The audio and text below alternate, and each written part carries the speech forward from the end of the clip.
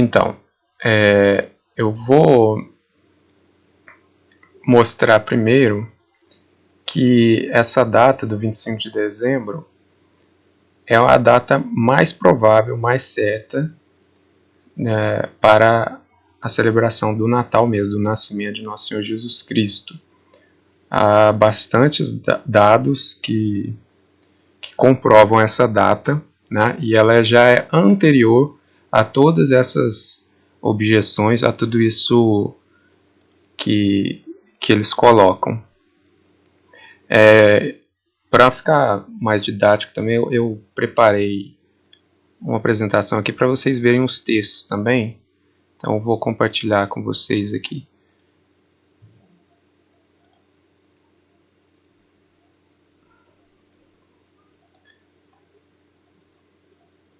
Estão vendo a tela? Estamos conseguindo ver aqui, Marcos. Então, como descobrimos o 25 de dezembro? É o dado que a gente tem, é o dado bíblico do nascimento de João Batista, São João Batista. É o texto que está em Lucas 1, versículo 5 e de 8 a 9.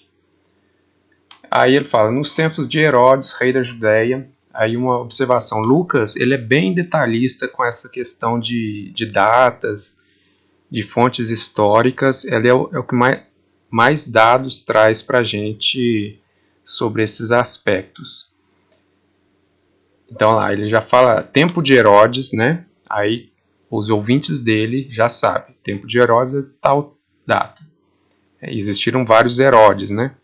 Mas ele está falando do nascimento aqui, então não tem dúvida de qual que é. Rei da Judéia, houve um sacerdote por nome Zacarias, da classe de Abias. Então ele vai dando esses detalhes. Essa classe de Abias, existiam 12 classes sacerdotais que se revezavam no serviço do templo. Isso está descrito lá no primeiro livro de Crônicas, 24, essa citação que está aí. Então esse é mais um dado histórico. Aí ele continua, sua mulher chama-se Isabel.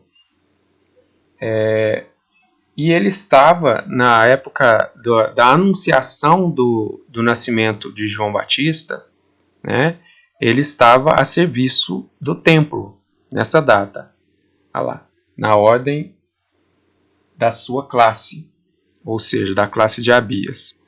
A partir desses dados, o que os historiadores fizeram?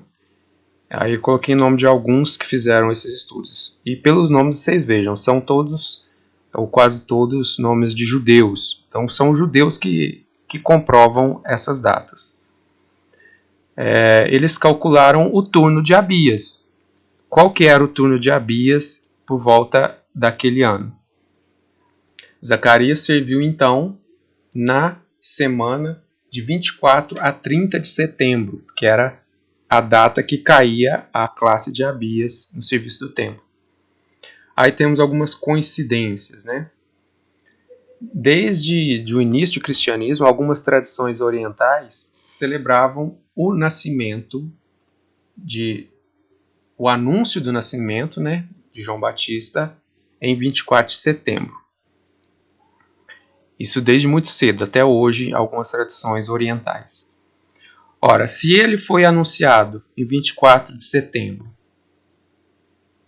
conta aí o período da gravidez, teremos o nascimento de João Batista a 24 de junho, exatamente quando celebramos a Natividade de São João Batista. Aí continuam os dados bíblicos. O anjo Gabriel apareceu a Maria, segundo Lucas 1,36, ele disse que Isabel já estava no 6º mês de gravidez, quando apareceu a Maria. Então, se João Batista foi concebido em setembro, 6 meses depois, dá março. 24, 25 de março, celebramos o quê? A anunciação a Maria, a encarnação de Jesus Cristo.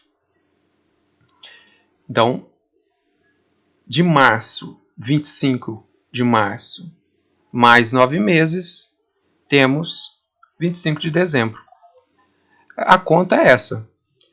É muito simples, desde o início do cristianismo se celebrava assim. Aí eu trago então também alguns testemunhos patrísticos. Agora percebam bem as datas. Olha essas datas, que são importantes. Esse Teófilo, que viveu de 115 a 181, foi bispo de Cesareia, na Palestina. Devemos comemorar o aniversário de Nosso Senhor a cada 25 de dezembro. Santo Hipólito viveu de 170 a 240, mesma coisa. E ele ainda dá mais dados. Isso aí ele está relatando, que Jesus nasceu no 25 de dezembro. Ele dá a data precisa, ainda o dia da semana, ainda, uma quarta-feira. E dá outros dados históricos aí junto. Santo Agostinho, ele já é posterior, lá para o século V. É crido que ele foi concebido no dia 25 de março, dia que também ele sofreu. Aí também tem esse dado da tradição, que é o dia da paixão, a sexta-feira da paixão, coincidiu com o 25 de março. Isso segundo a tradição. Então, se ele foi concebido em 25 de março, temos também 25 de dezembro como a data do Natal. Aí eu apresento, então, essas objeções aí que sempre colocam. Quais são essas objeções? Alguns, observação, essas objeções são todas muito recentes, assim, coisa de um século para cá. Não existia, antes disso, ninguém colocava em dúvida essa data do Natal. Alguns falam que a data do Natal seria uma adaptação cristã para as festas romanas, pagãs, do solstício e das Saturnálias. Mas isso não se confirma porque Saturnália era uma festa popular do inverno dos romanos. O solstício de inverno cai em 22 de dezembro, não em 25. E as Saturnálias ocorriam de 17 a 23 de dezembro, então bem antes do 25. Aqui ninguém se espante em falar em inverno, porque o território da Palestina está no hemisfério norte, então lá em dezembro é inverno mesmo. Outros têm a seguinte objeção. O relato bíblico fala dos pastores, né, que estavam nos campos apacentando ovelhas, e o anjo foi anunciar a eles o nascimento de Jesus, mas dizem eles que não poderia ter pastores no campo naquela época porque era inverno, o ápice do inverno, e seria rigoroso. Mas isso basta uma mínima pesquisa aí para saber que o inverno de Belém não é rigoroso, né? Lá chega no máximo, ou no mínimo, né, 10 graus. Perfeitamente suportável. Aqui em Minas Gerais a gente chega até menos de 10 graus.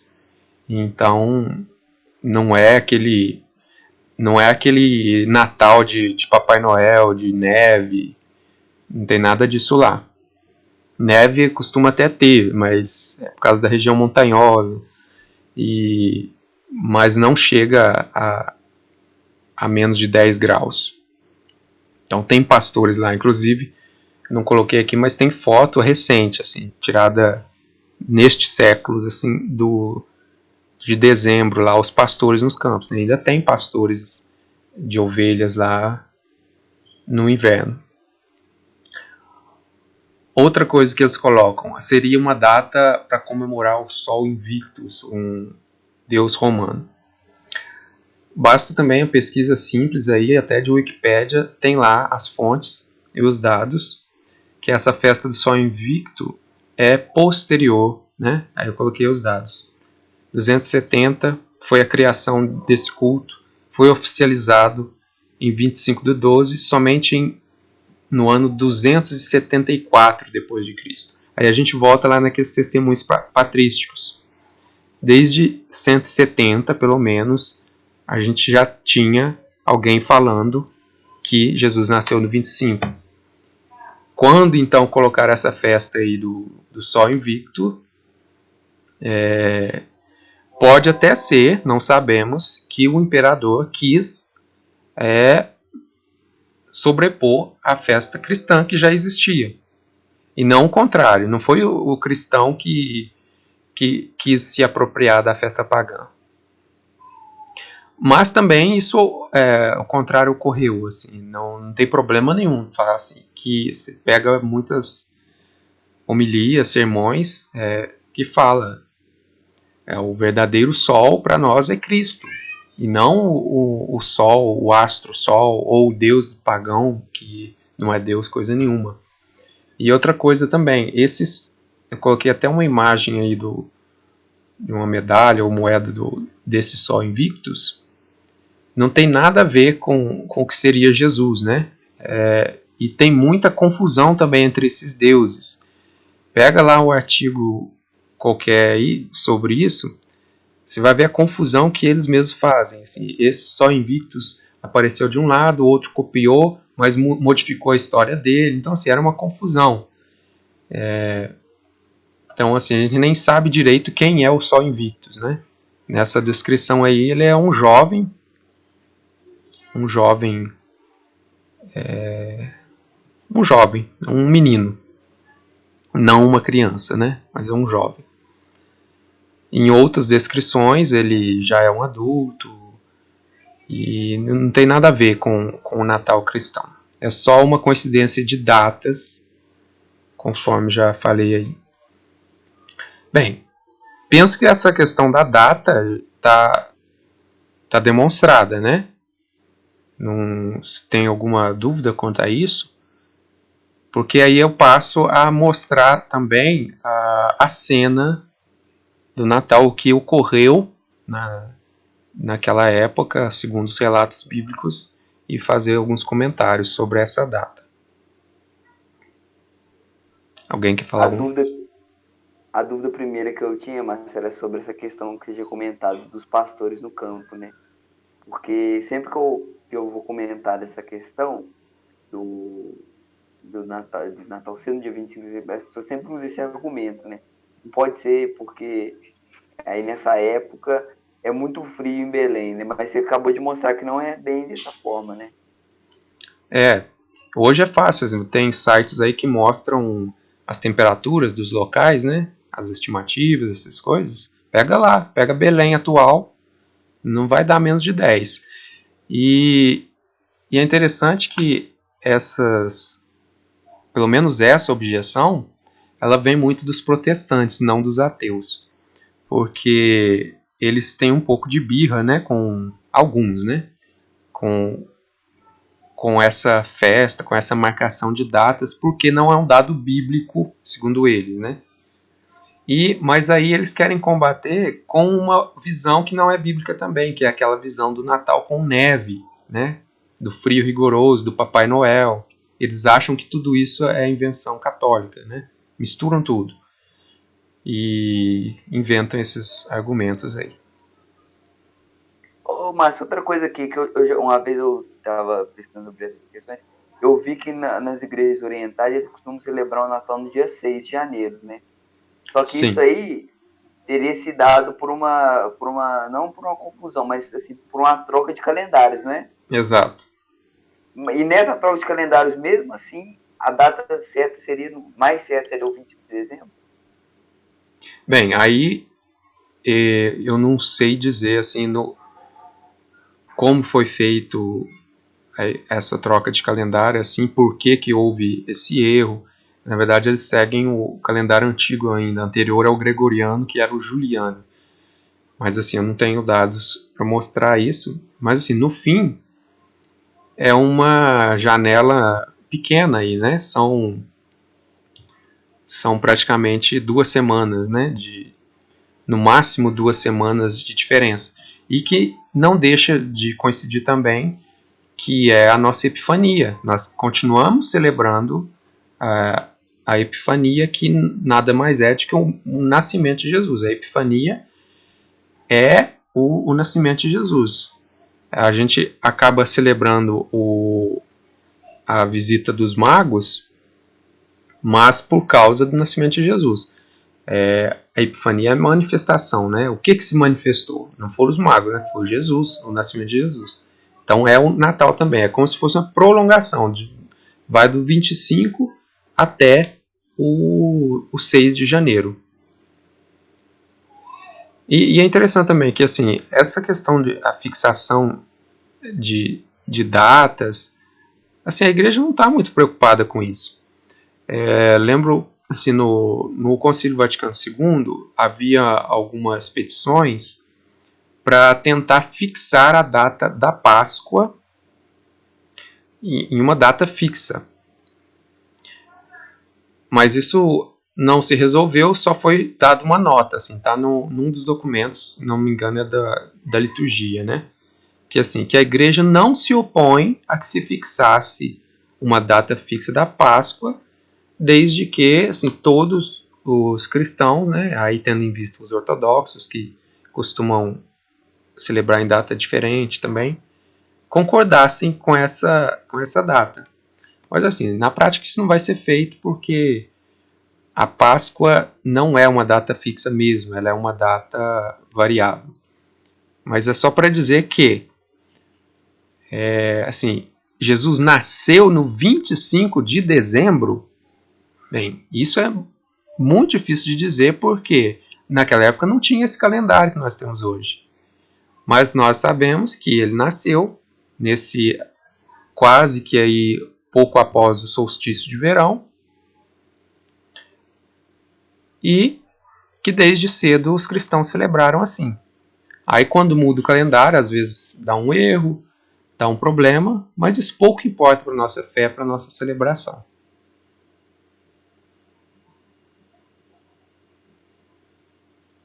Mais alguma dúvida? Alguém tem mais alguma dúvida, pessoal?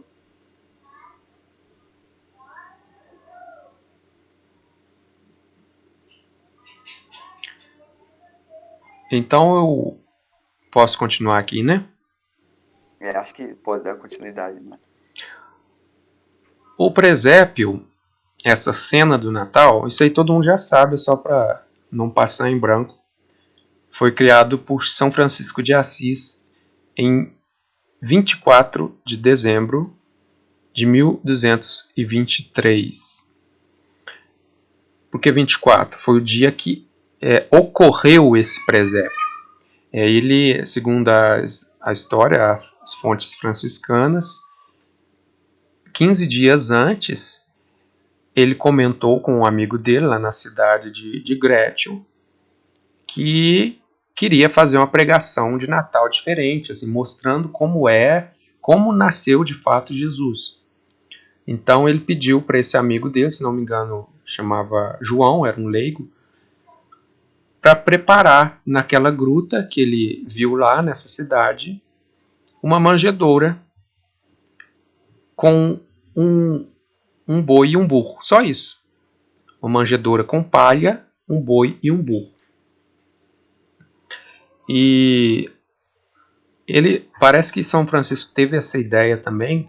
Assim, ao ver aquela gruta, ele se lembrou das grutas que ele viu lá na Terra Santa, porque ele foi na Terra Santa.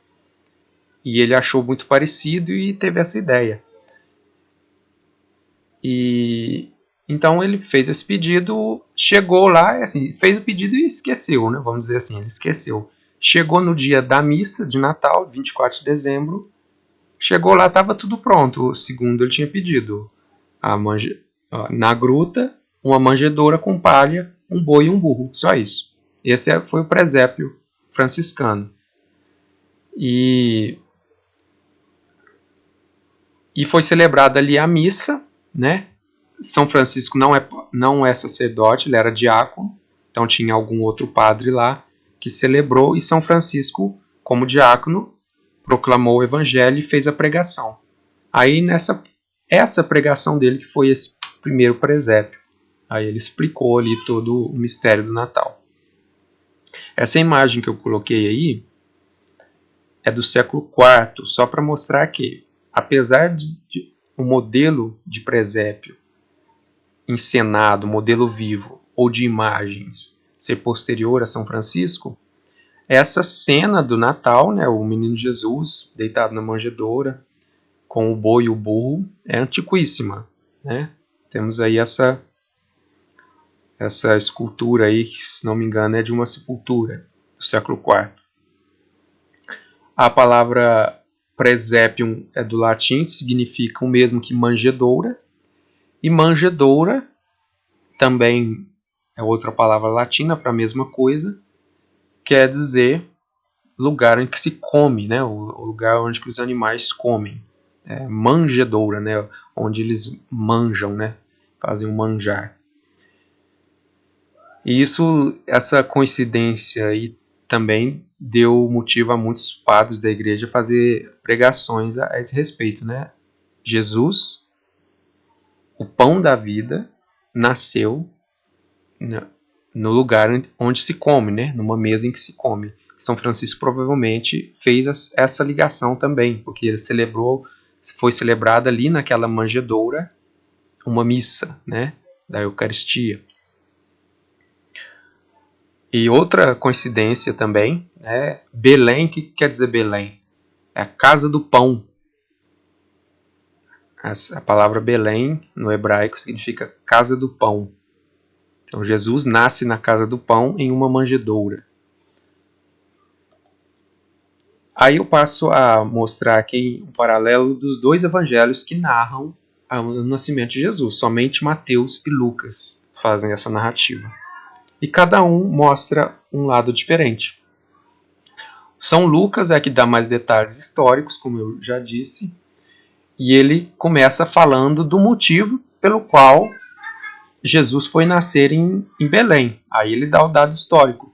Segundo o decreto de César Augusto, ordenando o recenseamento de toda a terra, né, de toda a terra romana ali, né, do Império. E dá o dado ali também do governador Quirino. Então José, que era da descendência de Davi, tinha que se alistar nesse recenseamento na sua cidade de origem, que é Belém. Então a descendência davídica de Jesus vem por São José.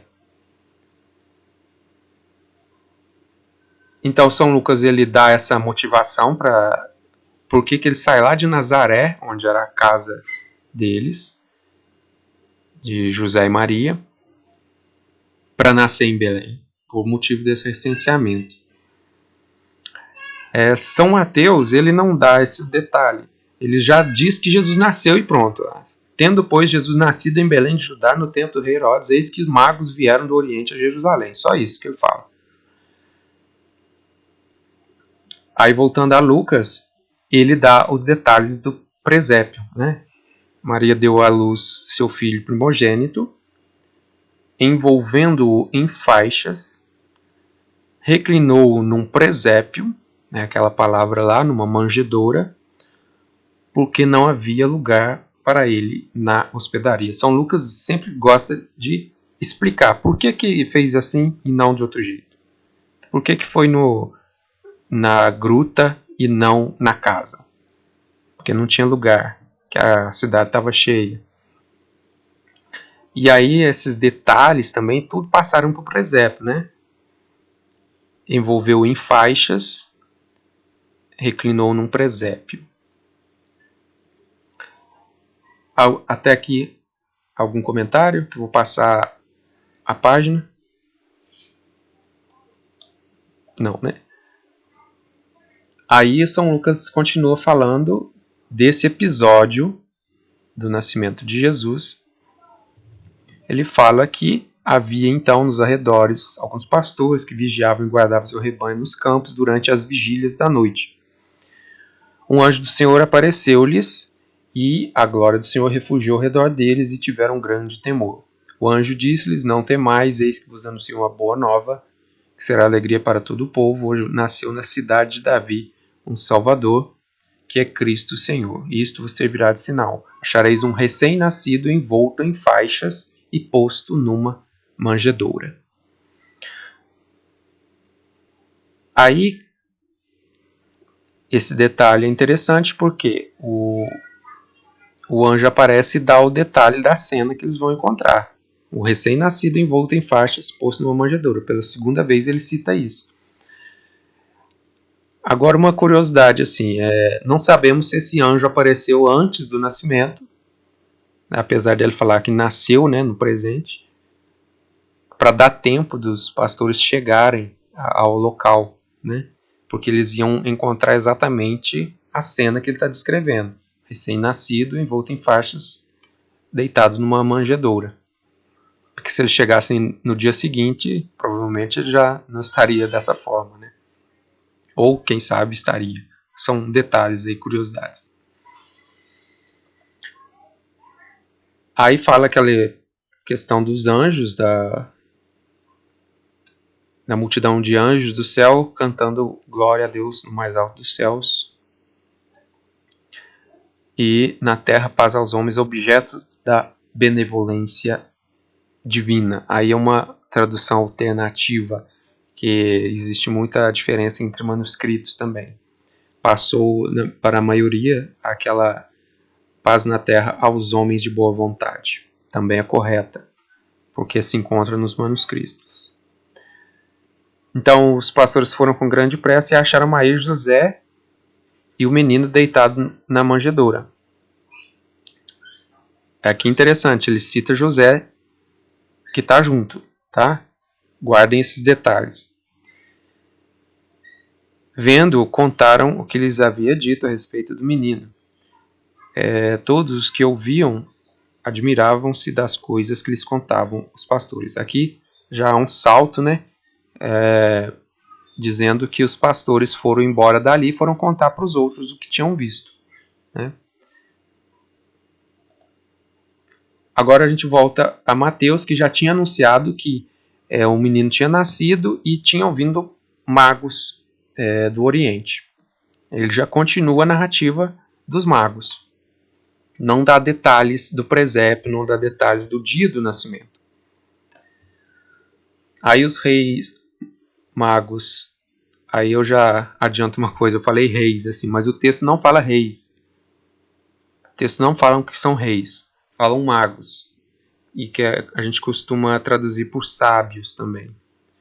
Então os estudiosos dizem que eram estudiosos mesmo, ou astrólogos, que observavam o céu e que acreditavam que quando aparecia uma estrela diferente, alguma coisa acontecia na Terra. E esses detalhes vão aparecer aqui no texto.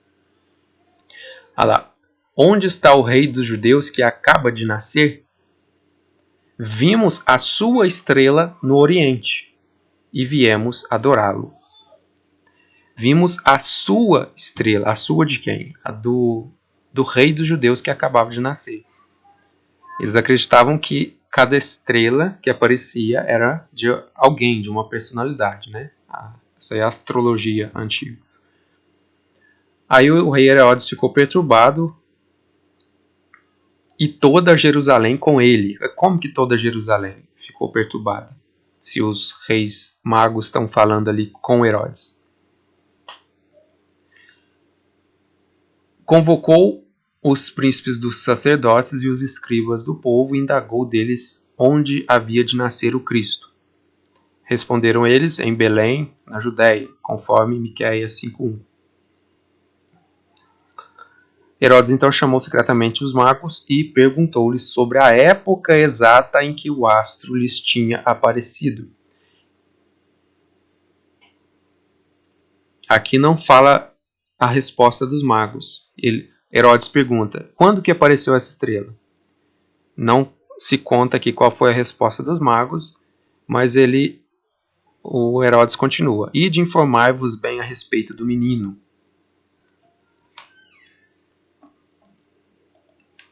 E eis que a estrela que tinham visto no Oriente os foi precedendo até chegar sobre o lugar onde estava o menino e ali parou. Isso aqui também é muito curioso, assim. A estrela os foi precedendo até chegar onde estava o menino, né? E ali parou. Então essa estrela andava, como é que era isso? Bem, esses detalhes nós não temos. Aí continua o texto. a aparição daquela estrela os encheu de profunda alegria. Mas eles já não tinham visto essa estrela quando o menino tinha nascido, tinham vindo atrás dela, chegaram em Jerusalém e ela apareceu de novo, então ela tinha sumido. Todos esses detalhes nós não temos. Aí fica tudo mera especulação e historiadores, astrônomos, astrólogos, curiosos, todo mundo vai ficar dando pitaco sobre isso aí. Eu, como teólogo, vou dizer, nada disso importa. Nada disso aqui é importante. O texto bíblico foi escrito para passar a mensagem religiosa. Esses detalhes que o autor conta ou deixa de contar é porque eles não são importantes para a mensagem, né? Agora olha os detalhes, continuando. Entrando na casa, acharam um menino com Maria, sua mãe. Mas não era numa gruta, não era numa manjedoura. Agora os reis, os magos, encontraram o menino numa casa com a mãe. Cadê o pai? Cadê a manjedoura? Cadê a palha? Cadê o boi e o burro? Não tem.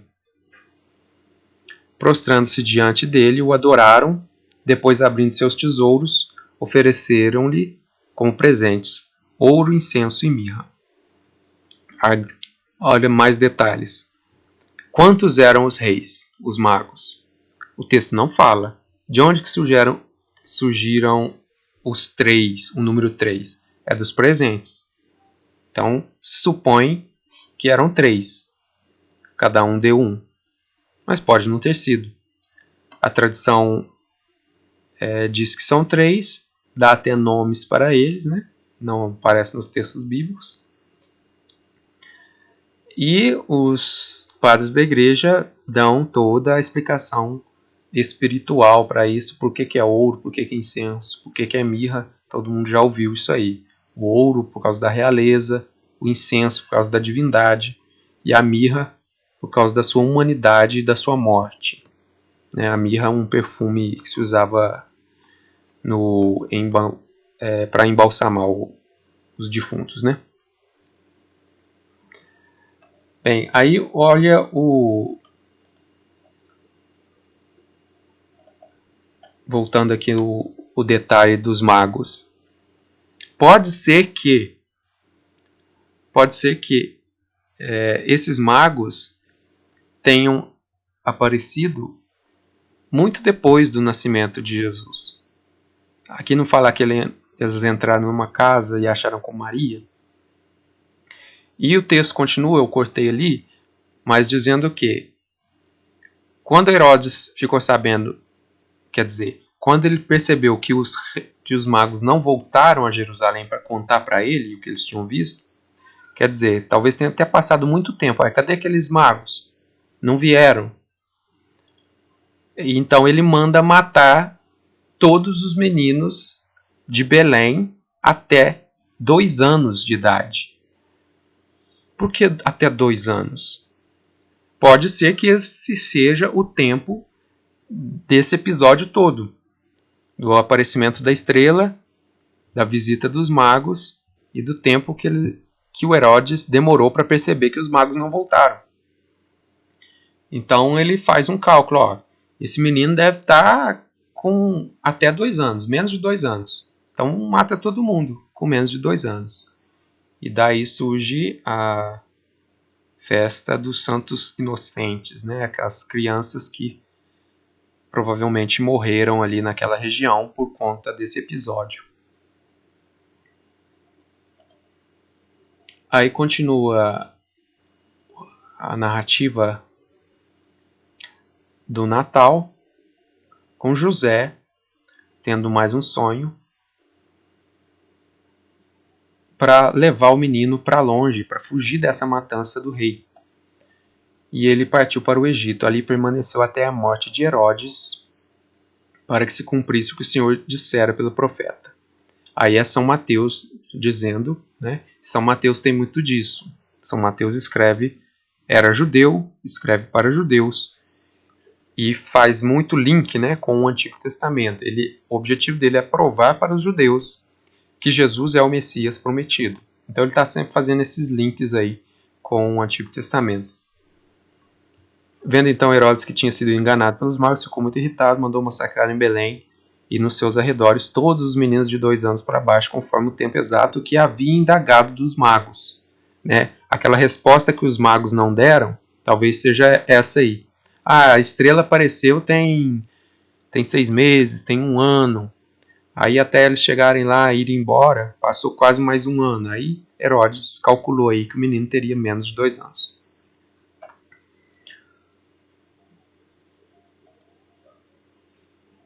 Aí a volta de Jesus, ao ouvir porém que Arquelau reinava na Judéia, em lugar de seu pai Herodes.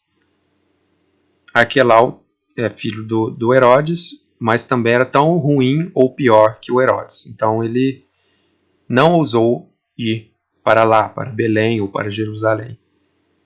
Ele retirou-se para a província da Galiléia e veio habitar na cidade de Nazaré, para que se cumprisse o que foi dito pelos profetas. Será chamado Nazareno. Até o fato deles morarem em Nazaré, dele ter crescido em Nazaré, o São Mateus coloca como sendo o cumprimento das profecias. Agora olha que interessante. Ele veio a habitar na cidade de Nazaré. Ora, mas São José e Maria não eram de Nazaré antes? O texto de São Mateus parece supor que não. Né? Parece supor que eles não tinham essa residência fixa. E isso era muito comum. As pessoas não tinham casa, não compravam casa, tinham as casas de família, às vezes mudavam, eram quase que nômades, e ia trabalhar em outros lugares e ficavam lá. E foi o que ocorreu com Jesus. Ele pode ser até a explicação de por que José, sendo de Nazaré, ou estando em Nazaré, teve que ir para Belém e foi direto para o Egito, né? Aí uma explicação mais naturalista, historicista, né? Provavelmente José estava trabalhando, estava procurando trabalho, e existem até histórias apócrifas que José trabalhou no Egito. É lógico que ele trabalhou no Egito, né? Ele não ficou morando de favor, mas ele teria trabalhado na construção daquelas pirâmides, daquelas coisas lá. E é muito provável isso. Se ele Nazaré para Jerusalém ou para Belém tem a distância aproximadamente de 150 quilômetros. Então é uma viagem demorada, ainda mais com uma mulher grávida. Eles pararam em Belém, Jesus nasceu em Belém. Depois eles fizeram outra viagem mais longa ainda, não sei dizer a distância, talvez mais de 300 quilômetros, para chegar no Egito. Então nessa viagem toda eles paravam em algum lugar, ficavam ali um tempinho, e isso faz um link também com outro episódio do Antigo Testamento. Moisés no Egito, todo o êxodo, né? Que o povo ficava ali caminhando no deserto até chegar na terra definitiva. O texto bíblico parece supor essa caminhada de Jesus com José, com sua família, tanto de Nazaré até Belém e até o Egito, e quanto de volta. É o mesmo movimento que os judeus fizeram no Antigo Testamento. Eles foram mandados para o Egito e voltaram do Egito para a Terra Prometida.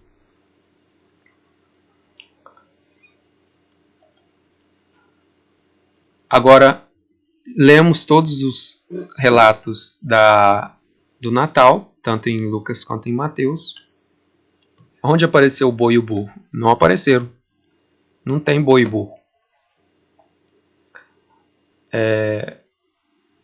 Essa história do boi e do burro aparece num texto apócrifo já tardio, mas os padres da igreja já faziam referência essa presença desses dois animais, fazendo também uma leitura espiritual de um texto do Antigo Testamento, Isaías 1:3.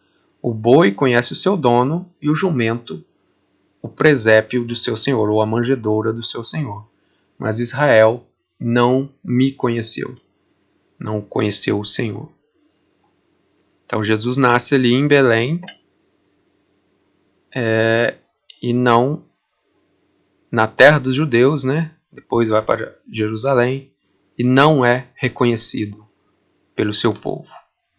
É a mesma história de todo o Antigo Testamento. É um povo de cabeça dura que não reconhece o seu Senhor. Bem, acho que contemplei todos os dados do presépio, né? Todos os elementos. O único que não aparece nos relatos é esse do boi e do burro, que é apócrifo, mas tem essa ligação com o Antigo Testamento. Alguma dúvida?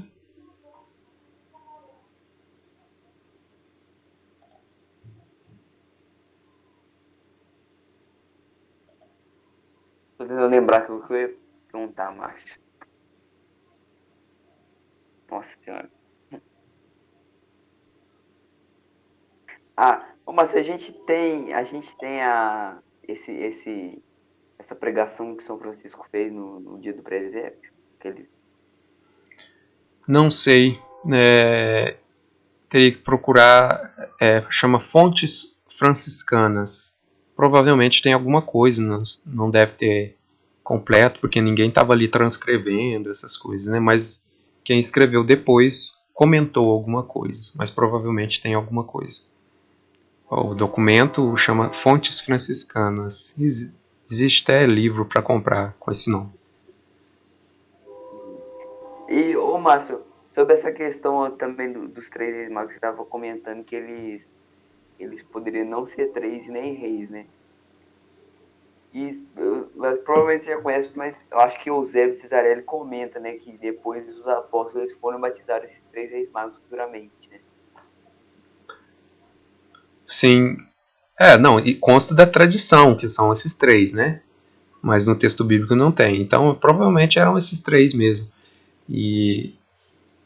Mas são, inclusive os nomes dos três são tradições apócrifas mais tardias, né? Inclusive tem até um filme que chama O Quarto Sábio, né? Que seria o quarto rei mago, que eu não lembro direito da história, mas é interessante. Chega atrasado. Ele chega atrasado, ele se perde e ele vai reencontrar Jesus lá no Calvário, parece. É um filme muito bonito, é antigo.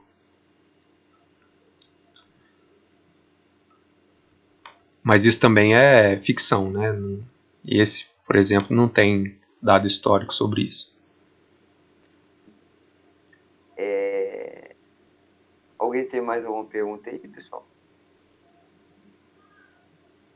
Às vezes eu tô aqui e começo a focar um monte de coisa na cabeça, um monte de pergunta. Aí você vai respondendo ao longo do que você vai explicando, né? Igual antes de você começar a falar da data, eu já estava pensando nessa questão do inverno, né? Em Belém, né? Mas não é muita. Assim, o texto bíblico conta o essencial, não sobra muita dúvida, né? E todo o restante é acessório, né? A gente não tem que se preocupar muito com esses detalhes. Importa o conteúdo religioso. É um fato histórico. Jesus nasceu em Belém, foi viver em Nazaré, né? Tanto que ele sai de Nazaré 30 anos depois, né? Para ir para Jerusalém. Tudo isso é histórico.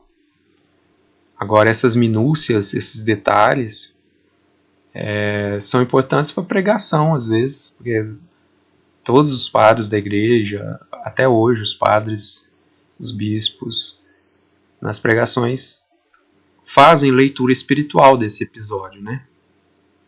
Jesus não tinha uma casa, Jesus nasceu pobre. Os primeiros a anunciar o evangelho foram os pastores, né?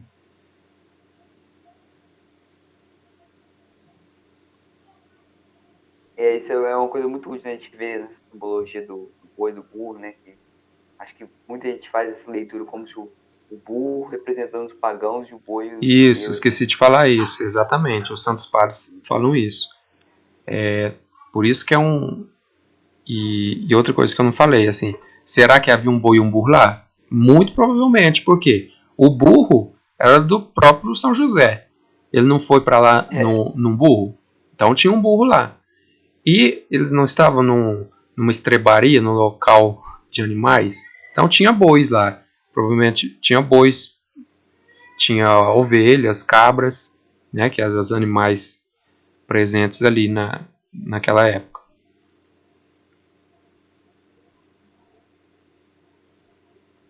Então, no mínimo, realmente, um boi e um burro tinha lá.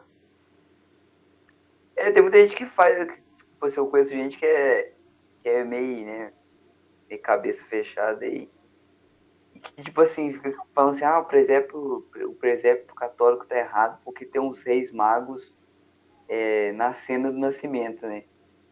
Porque também na Bíblia eles não estão, eles chegam depois, né? Só que, Isso. Isso, eu fiz justamente essa cronologia aqui da cena para mostrar isso. Que provavelmente não ocorreu tudo ao mesmo tempo, assim. Mas como que você vai representar isso de outra maneira? também, Então, também. não tem problema nenhum. Que mal tem a gente colocar tudo junto ali. A igreja até costuma separar. A festa da Epifania seria quando os magos chegaram, né? Por isso mesmo, eles chegaram depois. Eles não chegaram no dia do nascimento. Eles chegaram depois. Eles entraram numa casa. Eles não entraram na estrebaria. Outra coisa também que você falou que eu achei muito interessante, mas é a questão da estrela, né? Tem uma especulação que eu já vi que era muito interessante, que foi uma vez que os testemunhos de Jeová vieram aqui, mais ou menos na época do Natal, e eles falaram assim, eles perguntaram, mas o que você acha dessa estrela de Belém? E aí eles me explicaram que na mentalidade deles, a estrela é o próprio diabo. O diabo se fez de estrela para indicar para os magos onde era o caminho, né? Não O, faz o menor sentido, né? Indicar é, onde estava Jesus. E os magos também têm essa simbologia da, dos povos pagãos, né? Os povos pagãos reconhecem o Cristo e os judeus não reconheceram. A nova aliança é essa. Jesus não fica restrito a um povo. Ele é para o mundo inteiro, para todos os povos. Agora, esse negócio da estrela também tem muita especulação. Assim. Alguns tentam fazer. Eu até cheguei a ver, eu quase coloquei, mas bobagem. Porque os estudos astronômicos atuais falam que naquela época ali, né, existiram vários fenômenos astronômicos que poderiam ser um desses, essa estrela que guiou os magos. Aí tem a hipótese de ser uma supernova que apareceu naquela época, de ser a conjunção, se não me engano, de Saturno com outro planeta, não sei qual, porque eles aparecem bem juntos um do outro e bem alinhados com o Sol, então a luz, eles parecem mais brilhantes, né?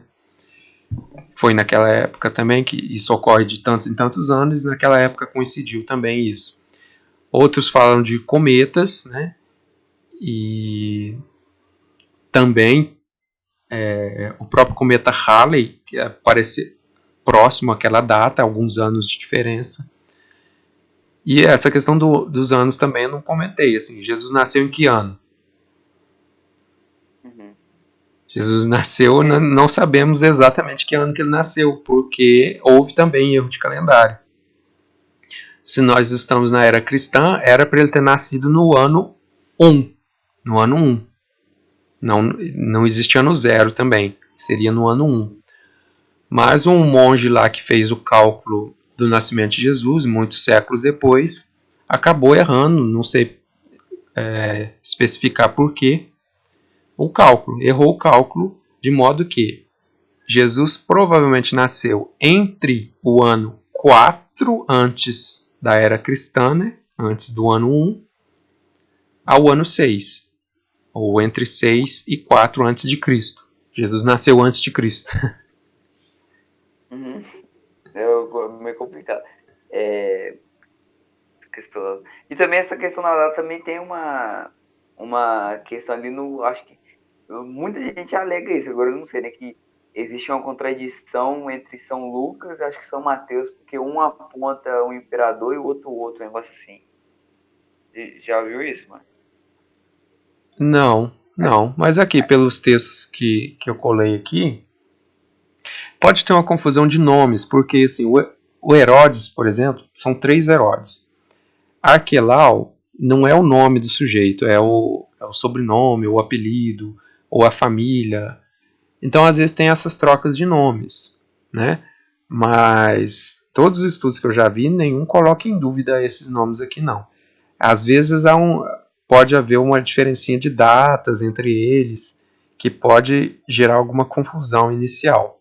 Mas ninguém, nenhum estudioso sério, coloca em dúvida esses dados aqui, não. Inclusive, isso até corrobora essa última informação que eu dei do ano do nascimento, porque, segundo os cálculos aqui, esse Herodes morreu no ano 2 antes de Cristo. Ele morreu no ano 2 antes de Cristo. Então, Jesus deve ter nascido ali uns 2 anos antes, ou mais, 2, 3, até 4 anos antes da morte de Herodes. Porque ele foi no período para o Egito e voltou quando ele morreu. Então isso, ao contrário, isso corrobora assim, as informações. Então, Márcio, acho que o pessoal fez uma pergunta, não. Eu queria agradecer a você mais uma vez, né, Márcio? Muito obrigado aí por você ter levado um pouco do seu tempo para estar aí com a gente. Eu queria falar um pouco da sua página, do seu curso e tudo mais. Sim, quem quiser, tiver interesse de conhecer aí, o site cursoscatólicos.com.br. Nas redes sociais aí, ó, no Instagram é Martiria Cursos. E no Facebook também é Cursos Católicos Martiria Editora. A gente também tem algumas edições, faz trabalho editorial também. Temos cursos lá na área de teologia em geral. Tem teologia, todos os temas da teologia, Bíblia, moral, todos esses temas que a gente trata aí dentro da ciência teológica. Eu não avisei antes porque eu tive aquele problema técnico aqui, mas eu estou gravando, tá?